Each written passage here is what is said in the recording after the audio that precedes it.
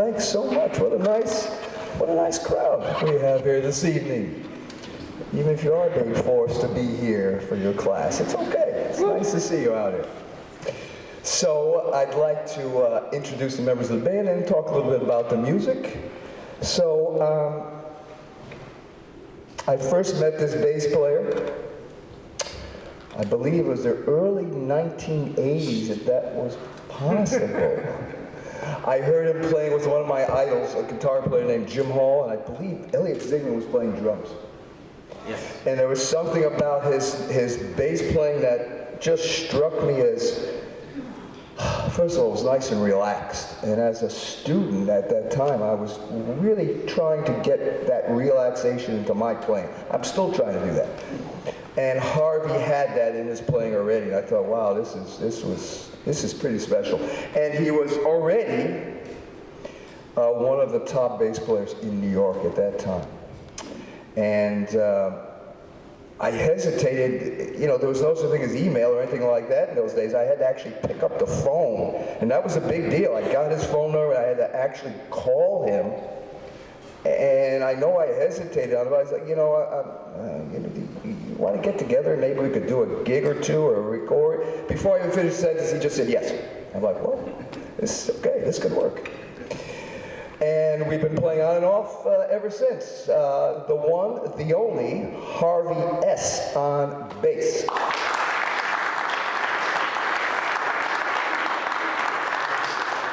On drums, another special friend of mine. I think we first met maybe about 10 years ago.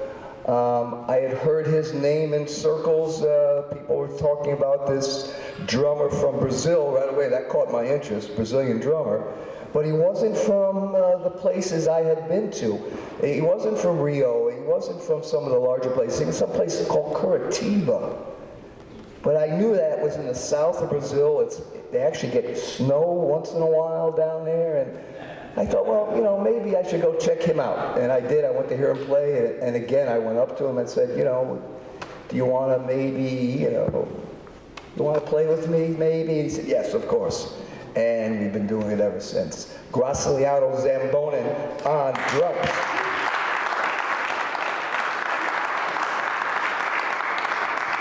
That first song was written by a very good friend of mine in Brazil. His name is Mauricio Einhorn. He's a harmonica player and a composer.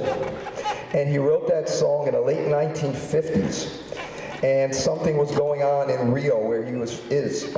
In the late 1950s. It was going on in the nightclubs in the South Zone, down by the water, these small nightclubs where there were piano trios and guitar trios, and they were coming up with something new, a new beat, a new style.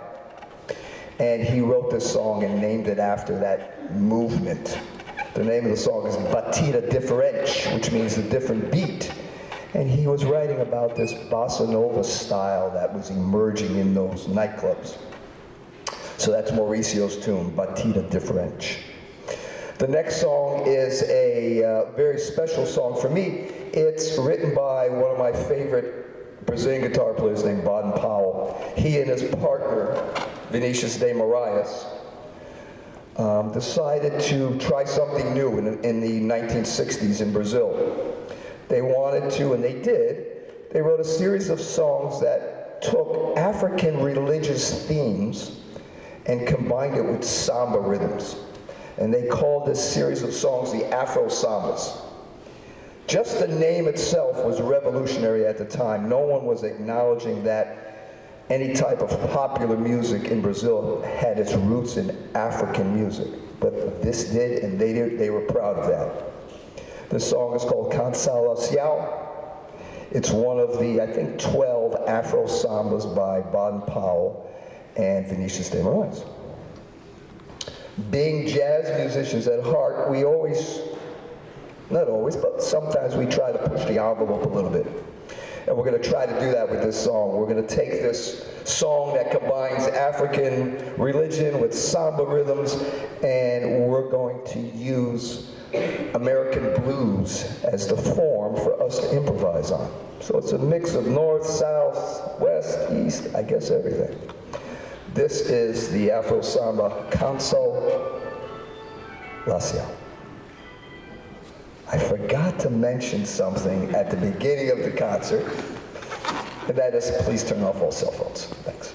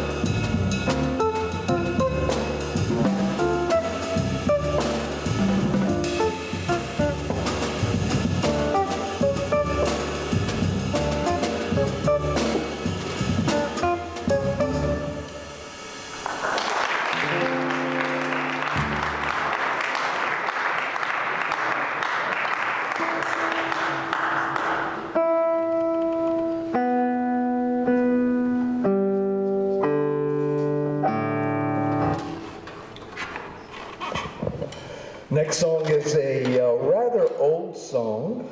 I know I was talking about the 50s and the 60s, and you know, that's fairly old too. But this next song is from the 1930s in Brazil. And it's a certain style called samba canción. There was a series of composers in Brazil, much like we had in the United States, people like Cole Porter and Irving Berlin and others. There were these composers in Brazil who were writing songs for what were known as radio stars. Radio was the only medium at the time.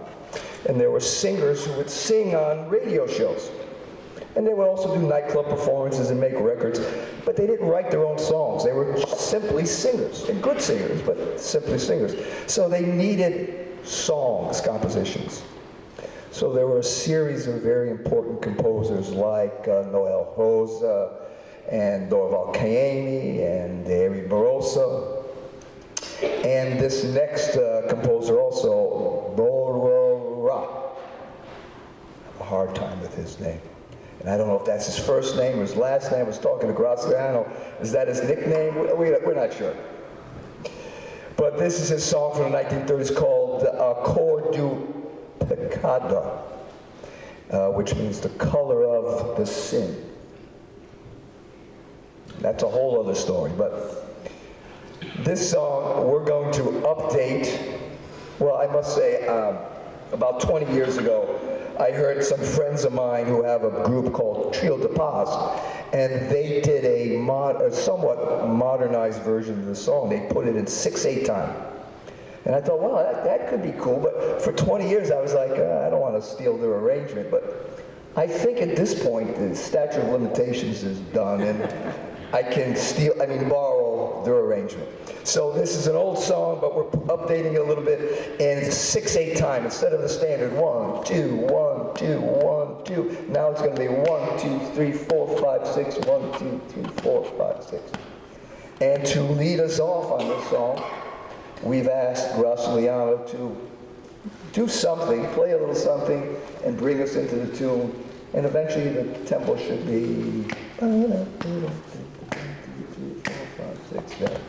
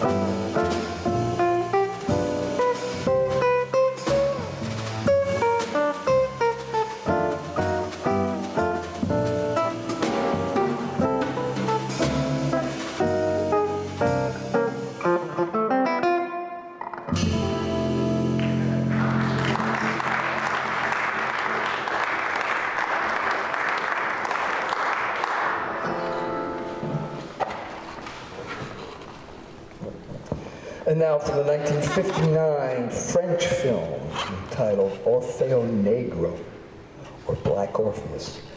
This is one of the three main themes written by guitarist Louise Bonfant. This is called Morning of the Carnival. In the movie, there are two little neighborhood boys, and they go to their neighbor, Orpheus, and say, Orpheus, we have a question for you. And Orpheus is just woken up, or he's very early in the morning, I should say, and he's, okay, what's your question? They always ask him, what's the question? And the boy said, we hear that you're the person who makes the sunrise every day. And Orpheus laughs a little. He said, yeah, we hear that, you go out on the hill, you take your violão, your guitar, and you play a song, and the sun rises. And Orpheus says, of course, that's me, I'm the guy. And here's one of the songs, and he plays this song, Morning of the Carnival. For this, we'd like Harvie to start us off, and maybe even play the melody and use that, you got a bow? Yeah, why not use that bow thing too, maybe, and whatever you want to do. Morning of the Carnival. Mañana de Carnaval.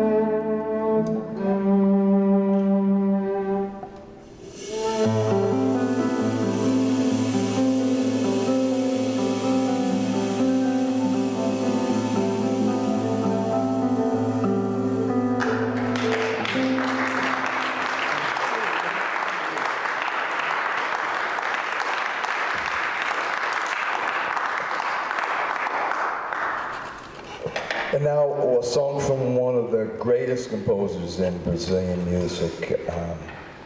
He had a very long name, but then it got shortened down to a nickname. His name was Pixinguinha. And he wrote in a certain style of Brazilian music called choro. And choro was the first time that, the first combination of European dance rhythms were combined with African rhythms and to create this style. And it happened around the end of the 1800s. And it was very popular from the end of the 1800s right up through the 1920s and 30s. And his group, Os Oito Batutas, the Eight Masters, were the first Brazilian group to go to Europe and play. They performed in Paris for 6 months, even before American jazz men got there. So they were there first. And Pixinguinha was the leader of this band. He wrote, and I always find this statistic staggering, he wrote over 1,000 songs in his lifetime. When I first heard that, I was like, okay, 1,000, wait a minute, 1,000 songs? That would mean you would have to write a song every day for over 3 years. 1,000 songs, and they were all on a certain high level. This is his song, Lamentos, and one of my favorite Pixinguinha songs, and we're going to do it for you right now. Written, I believe, in sometime in the 1930s. Oh, I started to say this style was very popular, and then it fell out of favor for a while. But then all of a sudden it came back in Brazil. It became popular again, I think in the 1980s, I believe. And it's funny, it coincided with swing music becoming popular again in the United States. Swing music in the 40s all of a sudden became popular. People were dancing and dressing a certain way, listening to swing music. In Brazil, this style came back, and it's still going strong. Lamentos by Pixinguinha.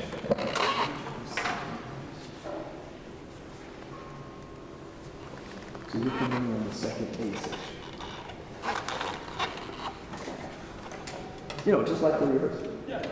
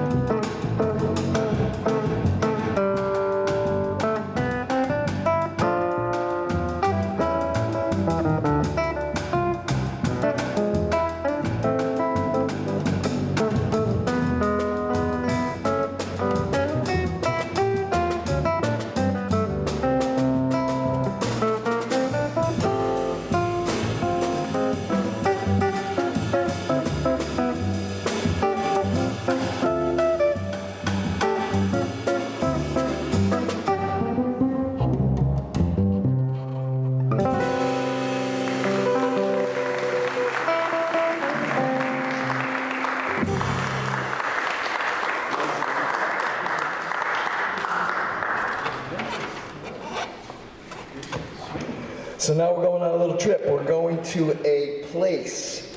And I always thought this place was a mythical place. But it turns out it's a real place in Brazil. It's a song by Dorival Caymmi. He's talking about going to Moroccan Gallia. It's this place where all your problems will be solved. You won't have a care in the world. He says, in his lyrics, he says he's going. He's got his white suit on. He's got his white hat on. He's going. You could come with him if you want, but if you don't, it's okay. He's still going. Well, right now we're going to go. Moroccan Gallia.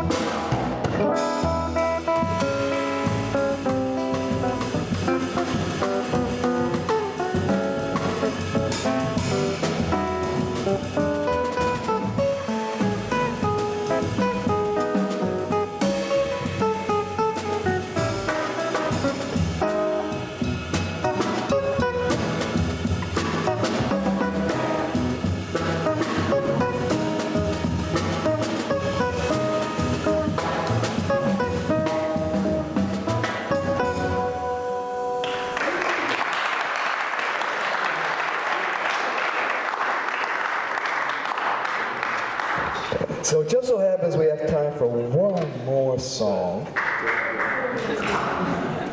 And it just so happens that it's an original that I wrote. Just happened to work out that way. So in 1995 or so, I was asked to go to the north of Brazil. I had been to Rio several times to play in other cities, but this was a new experience for me. I was going to the northeast of Brazil, where the music is different, the people are different, and the weather is different. And I went to a place called Recife in the state of Pernambuco. And when I got there, my friends who were the musicians there said, listen, you need to learn about our local rhythms, not just that samba and bossa nova stuff, but, you know, we have our own rhythms here in the Northeast. And he said, one of them is the baião. And they said, if you learn this, you play it tonight at the engagement, the people are going to love you for your effort and so on and so forth. So I learned one of the more famous baiões, and sure enough, I looked out, women are crying, and people come up hugging me later, kissing me. I was like, whoa, I got something here, man. So I later composed a song from my friend, who was the musician who took me into his home, and his wife fed me, and we played for 2 or 3 weeks in Recife. And my nickname for him was Papa, so I wrote this song, Papa's Baião. Unfortunately, his real name was Jová. Unfortunately, Jová passed away at the beginning of COVID. And when I play this song now, I dedicate even more to his memory. So this is Papa's Baião. It's the Baião rhythm, and dedicated to my friend, Jová. I want to thank everyone for coming out tonight, of course. Once again, before we finish this or start this song, once again, a great round of applause, please, for my good friend, Graciliano Zambonin. And my old friend, older than my friendship with Jeff Fuller, which goes back even further, but my good friend, Harvie S on bass.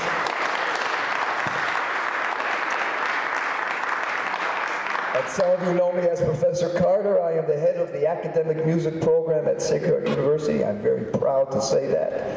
And I'm glad we can put on these concerts for you with the help of everyone here at the university. So before I forget, some of you might be wondering, he said something about an attendance sheet. Where would that, at the end of the concert, the attendance sheets will be over there to sign in, please. Papa's Baião. Give us a little bit of a Baião river. Babies are coming.